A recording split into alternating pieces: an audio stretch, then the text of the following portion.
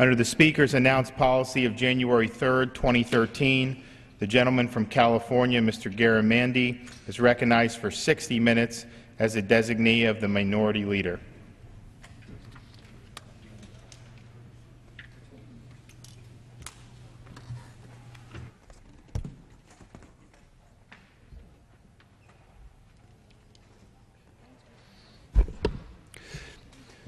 Mr. Speaker, thank you for the opportunity to address an empty House, but perhaps a few are watching C-SPAN. We've just heard a fascinating 4-hour discussion on economic policy. A fundamental part of our work here in Congress is to set the economic policy for the United States.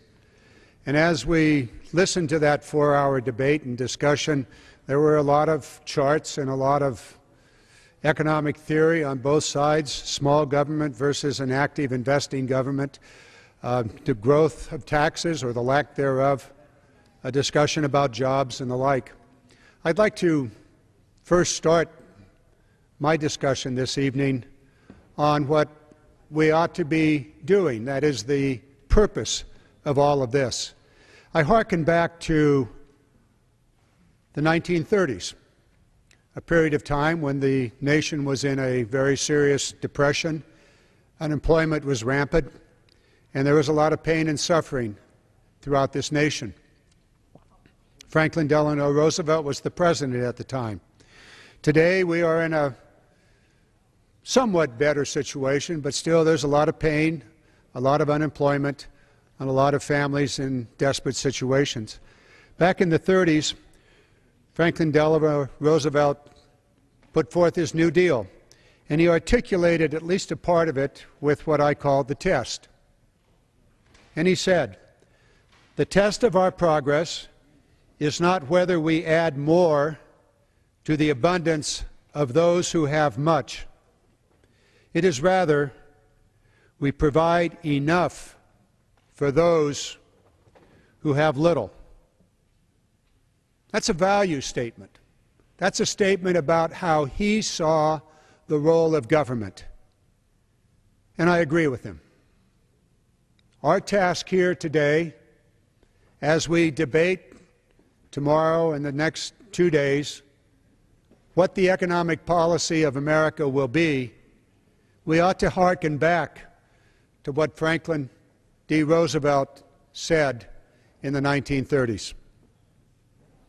The test of our progress, the test of our progress. What are we to do? Are we to follow policies that would enrich the wealthy even more? And we have one such proposal before us. It's the Ryan Republican budget, and it would slash the top tax rate from 39% to 25% and add another $250,000 of income annually to those who are making over $400,000 or over $1 million a year. I think that goes counter to what Franklin Roosevelt said. The test of our progress is not whether we add more to the abundance of those who have much. The remaining portion of that proposal by Mr. Ryan would put a greater burden on the working men and women and the poor, and it's done in 2 ways. One way is to remove those tax write-offs that the middle income, that the working men and women have, significantly reducing those and cutting off those programs that people without jobs depend upon, from unemployment insurance to food stamps and to other benefits that they have. So much so that their actual tax burden would rise by somewhere between $2,000 to $3,000 a year. Franklin Roosevelt said, "The test of our progress, it's whether we provide enough for those who have little." So if we are to believe that our role in government is to provide, to assist, to help, to bring up those who have little, the men and women who are unemployed, the families that have lost their homes, those who are searching for a well-paying job. If that is the test of our progress, if that is our value and our purpose, then I think we better think about a different economic policy than is presented to us by the Republicans. And I'd like to spend some time discussing that this evening.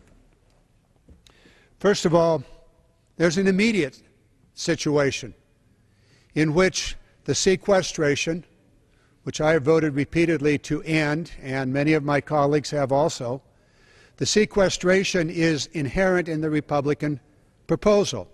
And that sequestration will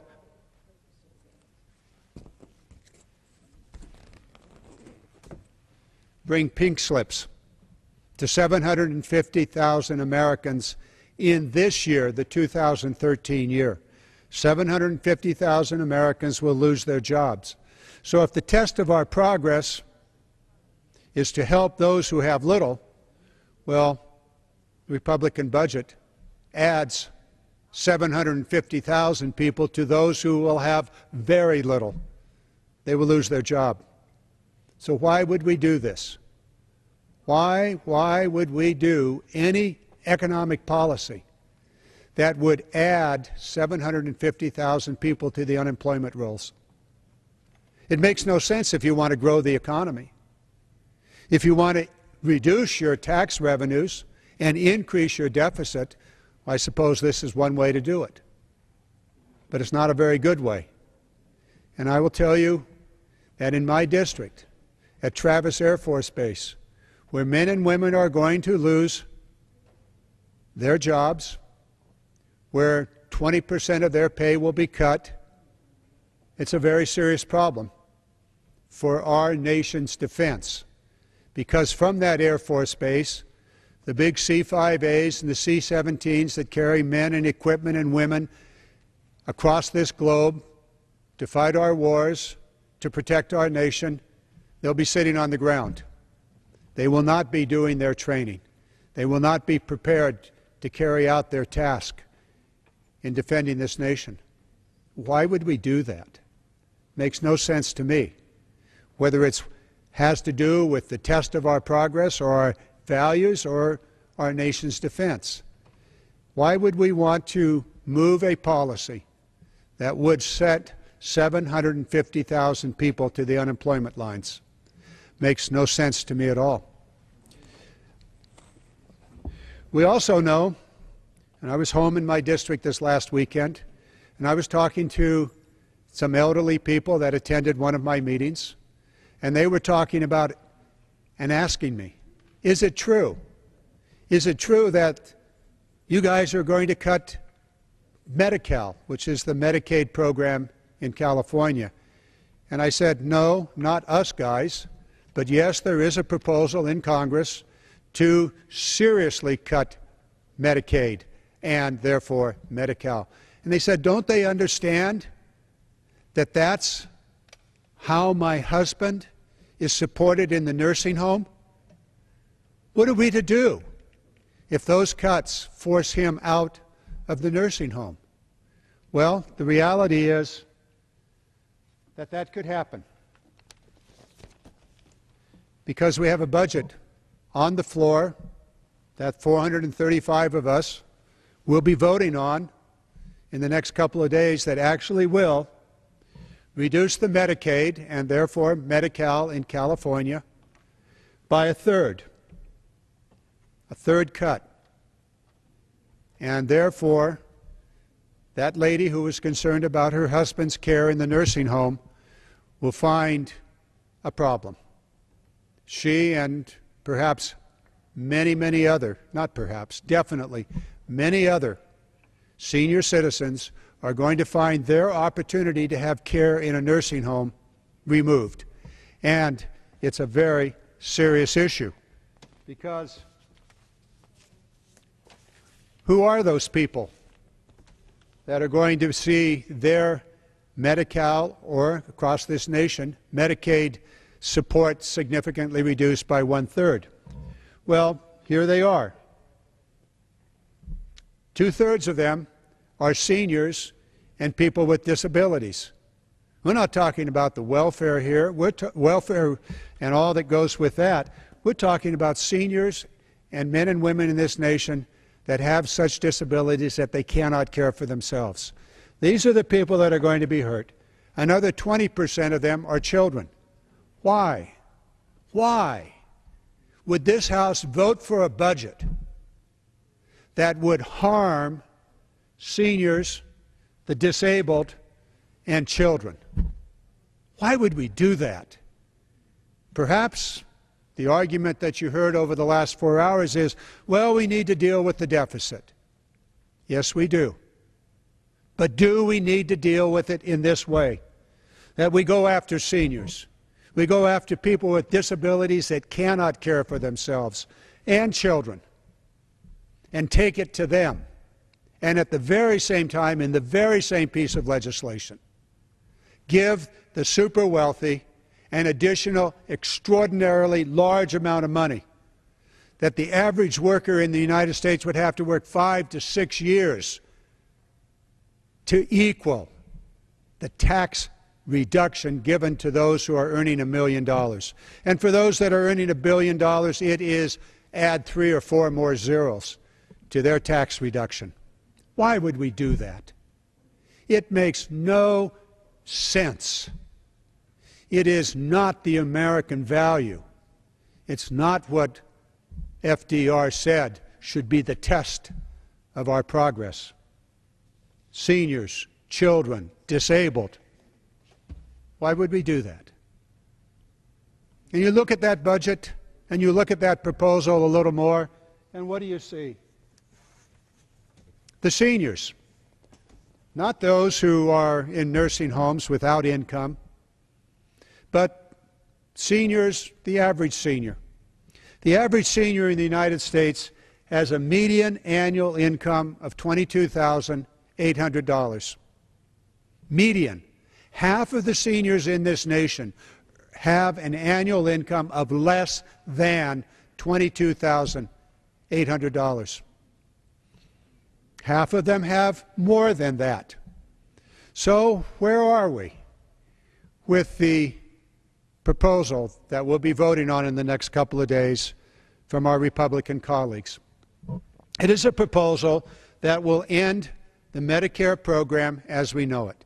And all Americans who are not yet 55 years of age will never see the Medicare guarantee that is available to those Americans that are now 65 and 55 years or older.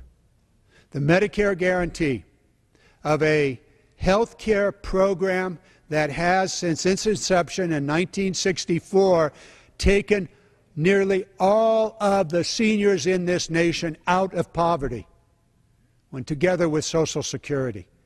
Before there was Medicare in 1964, there was rampant poverty among seniors. I've said on this floor before, and I'll say it again tonight, one of the searing memories in my mind was a trip that my father took me to the county hospital in Calaveras County in the 1950s to visit my neighbor, a rancher who could no longer take care of himself. Didn't have the money, he was poor.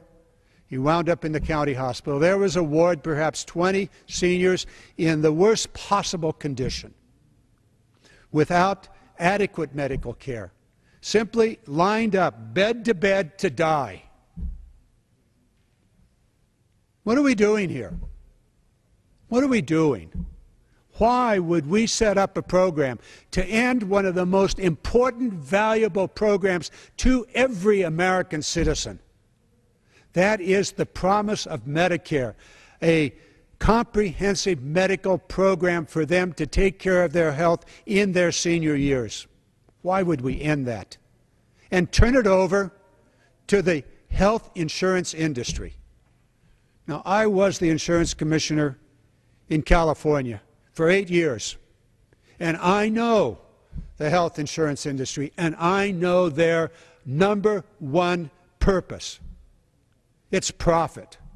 They continually will put profit before people, and yet the proposal that's given to us by the Republican majority is to take every American under the age of 55 and give them a voucher so that they can go to those rapacious health insurance companies and try to get an adequate health insurance policy.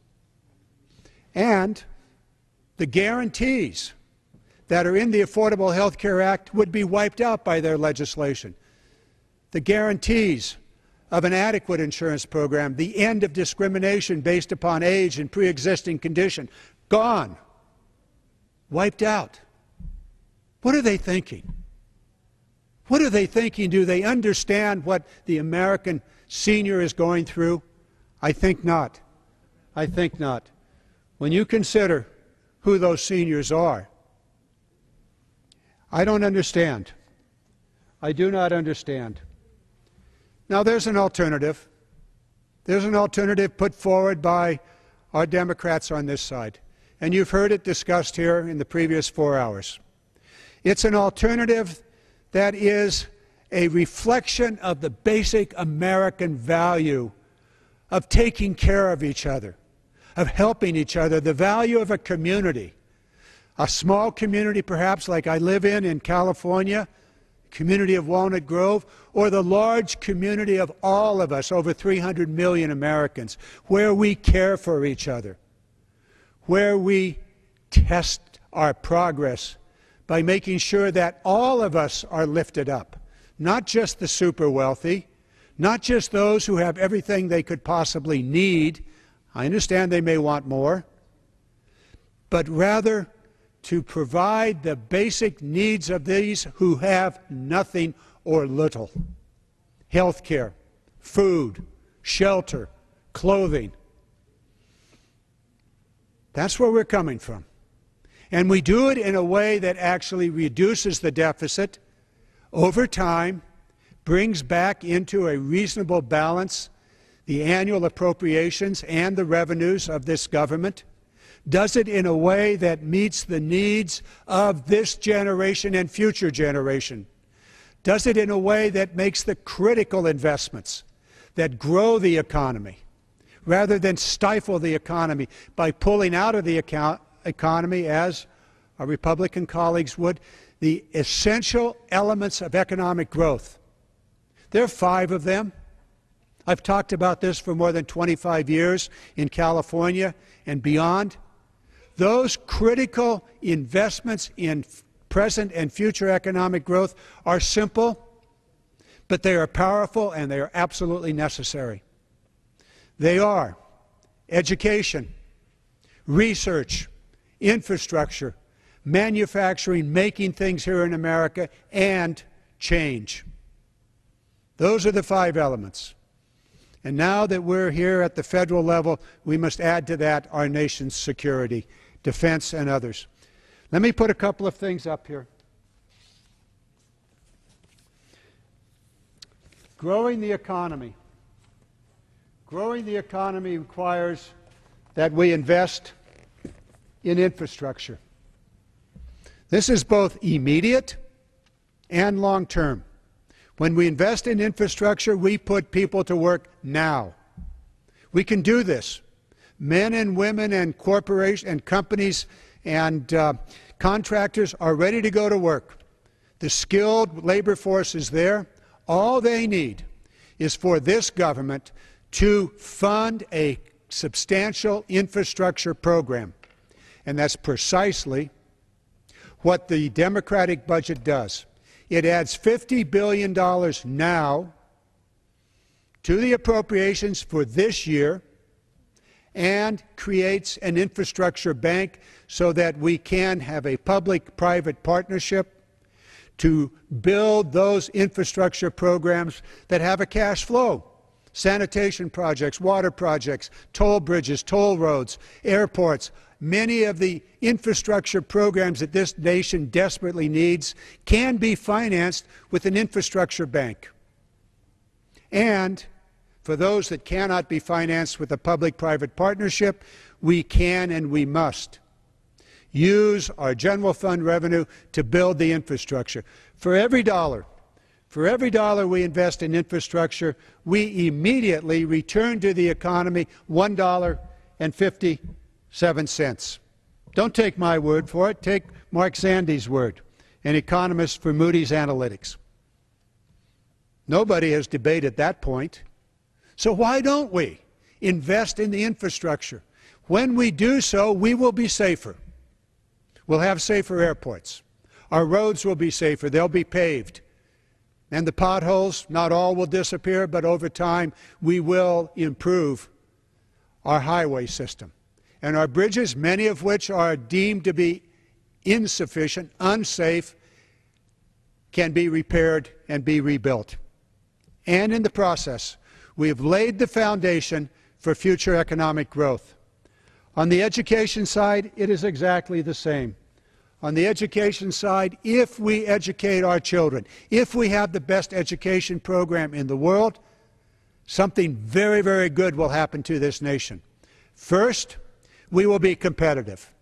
If we fail to educate our workforce, there is no way that we can be competitive. Yet, the budget being proposed by our Republican majority slashes the education programs in this nation, slashes the programs, and for those who are in college or have graduated, they would double the interest rates on student loans. What are they thinking? What are they thinking? On the other hand, our Democratic budget would actually increase funding this year for education, keeping teachers in the classroom, giving schools the opportunity to improve in the infrastructure program their facilities, and the opportunity in higher education to continue to keep students in school. And for those who need additional training in the work programs, the workforce investment program would be augmented, and we would be able to provide the upgrade in skills and education for those who are unemployed so that they would have a chance to get a job in a growing economy. We envision a growing economy where jobs are created. We know that this year, the difference between the budget that we're proposing and the budget that our Republican colleagues are proposing is a difference of 1.2 million jobs. The continuation of the sequestration, 750,000 jobs lost. We end that. That's 750,000 on the plus side, and with the investments in education and infrastructure, we would add another 400,000 to 500,000 jobs, 1.2 million jobs. There's a big difference here. Americans going back to work, Americans being laid off. We also know that the future economy demands that this nation become and continue to be the most aggressive, robust research nation in the world. We are today. No one, no other country, no other university in any other country can match the research that's done in the United States. It is that research that has kept this economy ahead, has kept us moving forward. Yet, here again, we see a departure in how to grow this economy, how to create jobs. Our budget, our proposal, would continue to fund the research programs and, in fact, augment them more than what is currently available in today's appropriations. On the other hand, there are slashes to the research budget. Today, farmers from my district, today, researchers at the University of California in Davis, today, the head of the Northern California Resource Conservation District organization came to my office and said, "We need your help. We need your help to deal with a very, very real problem in California." Over the years, for a variety of reasons, the aquifers, the underground water tables of California, have been contaminated with nitrates. Nitrates from the farm, nitrates from fertilizer, dairies, and the rest. There is a requirement, in fact a necessity, to reduce that contamination and, in fact, to eliminate it. However, in order to do so, fundamental research in the way in which plants take up nitrogen needs to be undertaken so that the nitrogen fertilizer that is applied to the fields matches the amount of nitrogen that the plants actually need. And that varies from soil condition to soil condition. And yet, in the budget that's been proposed by our Republican colleagues, there is a $45 million diminution, reduction, in the available research money at the University of California at Davis. Critical research needed by farmers so that they don't unnecessarily fertilize their fields, so that they accurately match the needs of their plants to the amount of fertilizer they apply, and in so doing, reduce the contamination that is a serious health problem in many, many parts of California. So which path do we go on? Do we invest in research, energy research, critical to this nation? It was, in fact, past research conducted by the United States government, the U.S. Geological Survey, and by the Department of Energy that created the knowledge and the techniques for fracking, which has opened up a vast resource to this nation, the gas resources, natural gas resources, as well as oil. Research is fundamental. Energy research, agricultural research, research in health care, research in the way in which we conduct our communication system. All of these things are fundamental. Yet, a choice will be made in the next few days which path we go on.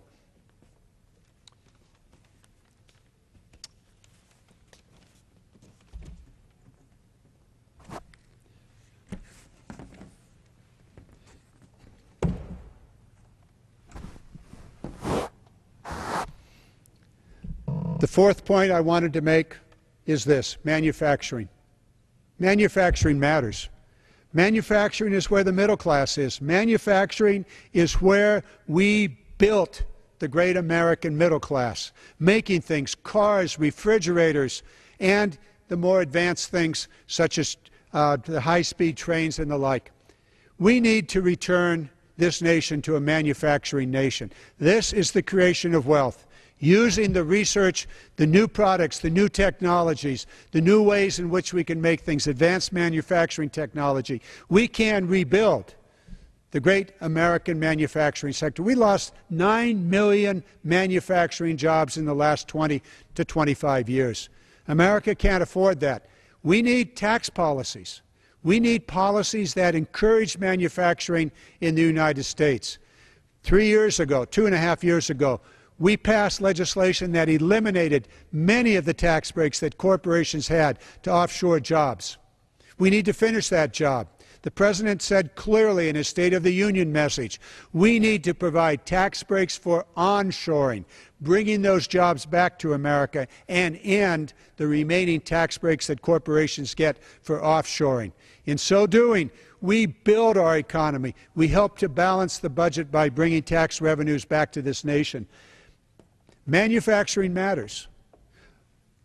Billions of dollars of our tax money are spent every year on goods and services, many of which are not made in America.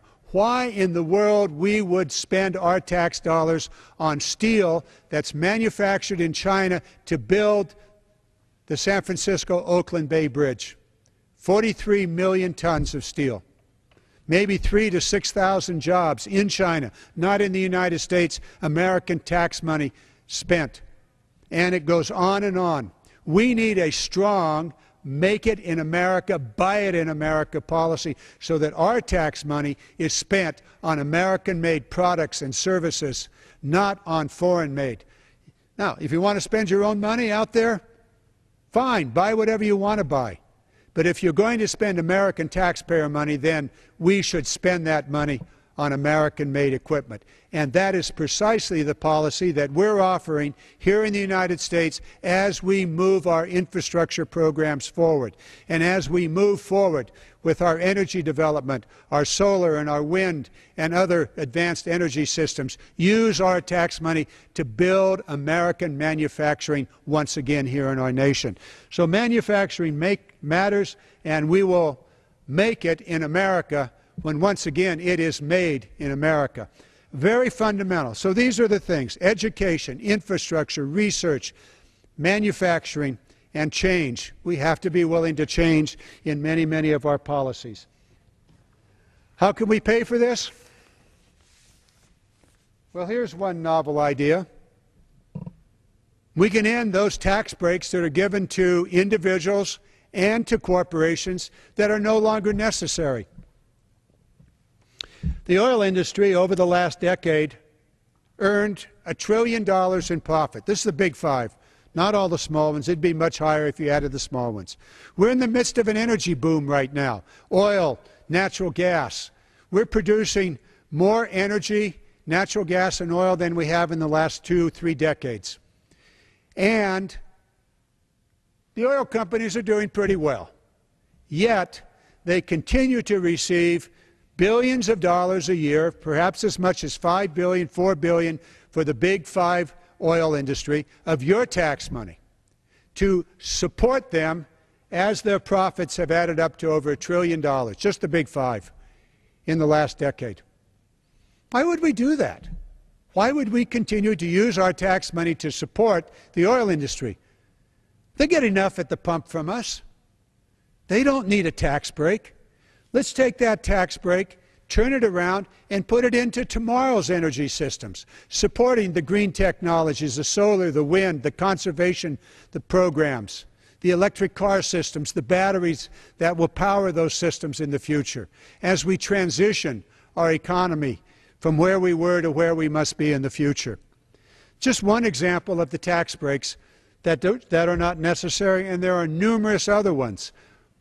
Why would we give Wall Street hedge fund billionaires an additional tax break where their real income, I mean not capital gains, but their earned income is taxed at capital gains rates rather than at an income tax rate? Why would we do that? We should end those kinds of tax breaks that are not necessary for economic growth, shift that money into deficit reduction or into assisting those future industries that we need to have, or perhaps into research or education. These are all strategies for the future. And they affect my communities that I represent. The infrastructure programs are crucial to my communities. I represent 200 miles of the Sacramento River, the second most flood-prone part of this nation. The second most at-risk cities in this nation are in my district. And yet, one proposal would reduce the infrastructure money needed to upgrade the levees, to provide the protection for human life and property. Another proposal is to invest in infrastructure. One proposal is to cause layoffs and to take out those civil servants that are working in the Army Corps of Engineers and saying 20% of the time you're going to be furloughed, you're not going to work. And so the Army Corps of Engineers work necessary to design, to oversee, and to push forward the projects that I need in my district to protect my citizens will be delayed. Will be delayed through the next storm season. We pray we won't have a flood. But why should we even have to pray when our proposal on the Democratic side would fully fund those civilians in the Army Corps of Engineers that are necessary to push forward the projects to protect Sacramento, to protect Marysville, to protect Yuba City, and to provide the money, the federal share of the cost of rebuilding and upgrading those levees. And I'm not the only place in this nation that is faced with that. We saw recently Superstorm Sandy, and we know the horrible impact that that had on New Jersey, New York, and the surrounding areas. We need to rebuild. We need to put that infrastructure in place because we know there will be additional superstorms in the future. We're looking at a fundamental policy here, a fundamental question of our values as Americans. Are we going to have an investment strategy that grows the American economy and puts people back to work and protects Americans, whether they are poor, impoverished, whether they are children or seniors? Are we going to put in place policies that meet their basic needs? And for those future seniors, will they have the promise of Medicare? A question before the House of Representatives that in the next 3 days will be answered. I pray, and I work with my colleagues to see to it that we have a growth agenda, that we have an agenda of jobs, that we have an agenda to care for those who have little, and that we honor this value. The test of our progress is not whether we add more to the abundance of those who have much. It is whether we provide enough for those who have too little. Mr. Speaker, I yield back my remaining time.